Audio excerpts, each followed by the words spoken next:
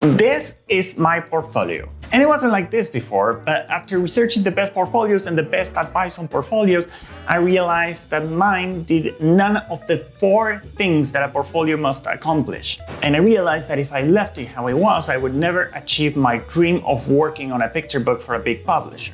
So I gave myself 1 week to make a great portfolio, and the first thing that I needed to do was to steal. Wait, officer, I can explain. See, I did my research and I noticed these 4 things that my portfolio wasn't doing.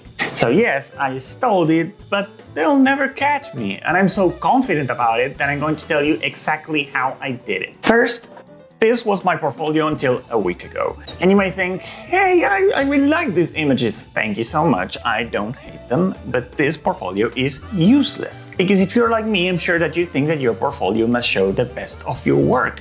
Show how good of an artist you are. And well, you're wrong. I get it that you wanted to become an artist because you want to do your thing, but you need to stop thinking like that. You are selling your services and you're selling them to someone who needs a job done. So who's your target? Is it a video game studio? Is it an animation studio? Is it a book studio? A publisher? Is it a book publisher? Because if you want to be a character designer, you can't pretend that the person looking at your portfolio will be like, ooh, what a nice landscape. Let's give him a job as a character designer. And it doesn't really matter how good you are at painting landscapes, because they will be asking, can he create interesting characters? Can he make their personality show through their design? Can he get a lineup of characters and make them interact with each other? You need to start thinking what kind of images will convey this information to the person looking at your portfolio. So number 1, have a clear objective. I'm sorry, but your super cute pinup is not going to make the cut. What can you do with the art that doesn't match the job you want? Well, maybe it might still look good on a shirt or a poster. And for that, Printify, today's sponsor, is here to help you make money from your art. So you can create a free account and start choosing between the more than 1,000 products that they have, including posters, hoodies, mugs, blankets, and magnets. They also offer some of the best prices in the market. For example, you can get some sweatshirts under $15 that people are selling on Etsy for $30. Just choose a product that you like from their catalog and put your design on it. Once you made a design that you love, you can connect your Printify account to online shops like Amazon, Etsy, Shopify, or TikTok Shop. When you get an order, Printify will do all the work and ship the product to your customer while you just sit back and collect the difference. So if you want to start right now, sign up for free on the link in my description. Thank you, Printify. So now that we covered some legitimate business that you can do with your images, let's go back to stealing. First, I have to be honest with you.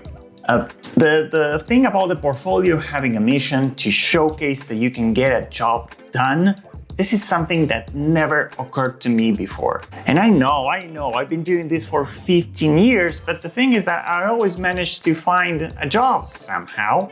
But if an art director saw my portfolio and asks himself, can this person tell a great story with his art?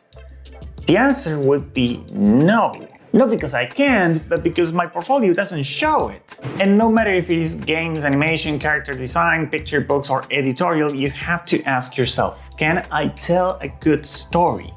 And I know that probably the answer is no, because, well, you wouldn't be watching this video. So number 2, your art must tell a story. Now, just because my portfolio is not a showcase for storytelling doesn't mean that there aren't others that are, because there are. So we're going to go into those portfolios and steal them. And now I'm going to tell you exactly how we're going to do it. First, I wanted to listen to this that I learned in art school. If you want to say something new, say in a common language. And if you want to say something in a new language, say something common. That doesn't seem very related to portfolios or larceny, is it? Now keep this phrase in mind and search for people that have the job that you would love to have. I love picture books, so I've searched other picture books artists, but maybe you want a particular job at a certain studio, so you should search for people that have junior positions in that department, because they have the job that you want. Now, this is how you're going to steal from your art victims. Mine is Kim Smith.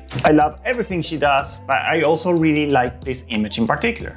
I love this idea of a kid dressing up and looking themselves in the mirror and seeing what they're imagining through the reflection of the mirror. This image is telling a story, a one-page story. She found an old chest in the attic.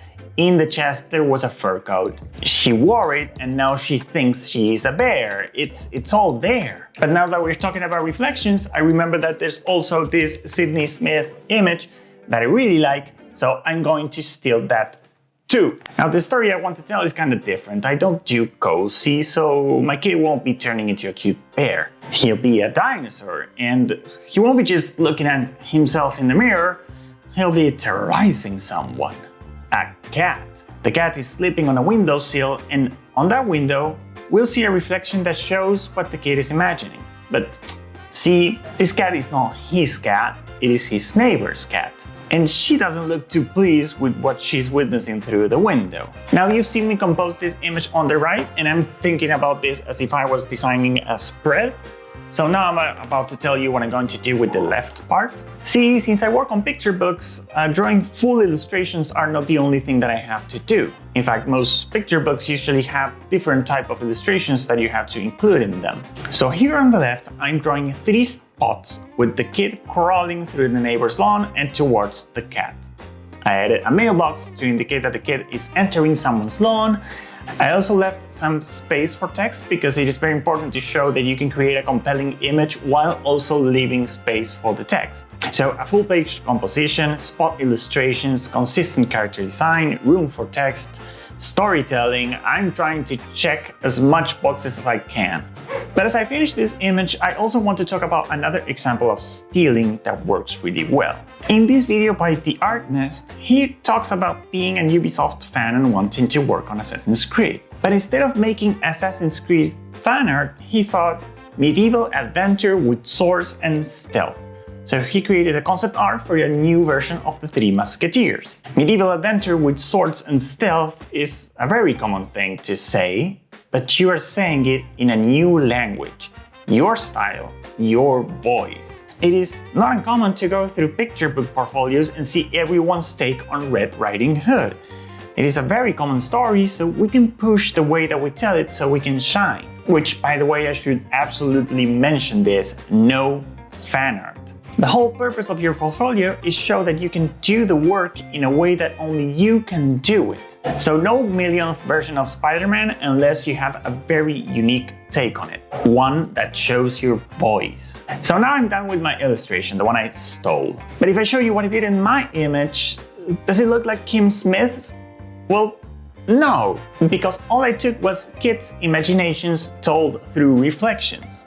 The rest is all me. And of course that my portfolio might need some new images in order to become exactly what I wanted, but I think that this example for this video is enough. But I wanted to show you how to properly get inspired by other people's work so you can create the personal pieces for your portfolio, especially since if you never have a job, well, personal pieces is everything you have. So are we done with the stealing? No, because there's one more thing that we need to pay attention to, and that is formats. See, for picture book publishing, for example, you have to show your ability to create spots, vignettes, full page, spreads, kids from all ages, animals, and sometimes even black and white images. If you're interested in picture books, you will notice that all of the good portfolios have this. So it's important to have that in your portfolio too. Character design portfolios have interactions, lineups, a few rotations, emotions explorations, well, you get it. This is number 3, format variation. Don't focus on craft. Look what kind of artwork variety others are showing. I'm going to link on the description some specific channels that have specific videos for specific industries, but I'm also going to link a channel that is called the Illustration Guide. This channel is run by James. He's an agent at Folio, that is an illustration agency. He spends all day looking at portfolios because he not only represents agents, but he has to go and search for them. This is the kind of people that you want looking at portfolios, so check his channel out because everything he says is gold. If after all of this you're still having some trouble coming up with ideas, here's another tip. You are going to search for illustration agencies and see on their pages what kind of categories they have. Write down the ones that you're interested in and make one piece for everyone that you're interested in. But let's imagine that you finished doing all the images that you wanted to make for your portfolio. Well, I have bad news, because that's not the end. Because whatever job that you want to work on, it has a process. And your ability to show that you understand how studios or publishers work will give you an edge over the other artists. Everyone wants to hire someone that they don't have to train. So show the processes of the pieces that you made.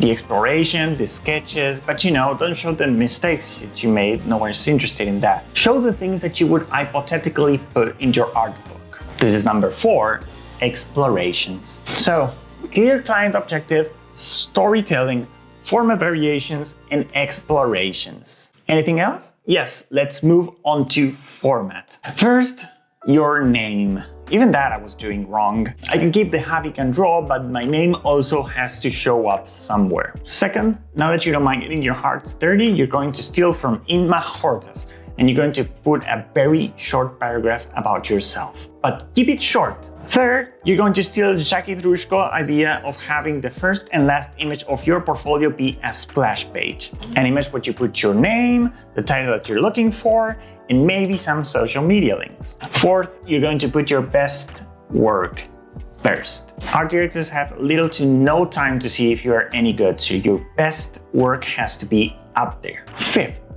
beneath each image, try to put some small sentence giving context of the work that it involved. Don't just say personal project. Say that you are exploring an idea for a book where a character goes to the beach for the first time. If it is client work that you already did, say what kind of work it is and where it was published, and maybe just a little description of the project. 6, keep it simple. No crazy animations, nothing that distracts from your work. And that's it.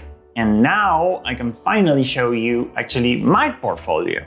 And I'm still fighting a little bit with Squarespace about things that I want to do and can't do, and I don't know how to do, so it might take a little bit more work, but here it is. My name, a short paragraph, the new artwork, some descriptions, even some explorations and sketches from work I've done in the past, and a splash page in the end. I didn't put one in the beginning because my name is there and the small paragraph is there, so I didn't want to repeat myself a lot. And if you're still undecided about what type of work you want to do as an artist, well, I have a video where I post honestly 1 million business ideas for your art, and you can take a look at all of them right here. So go!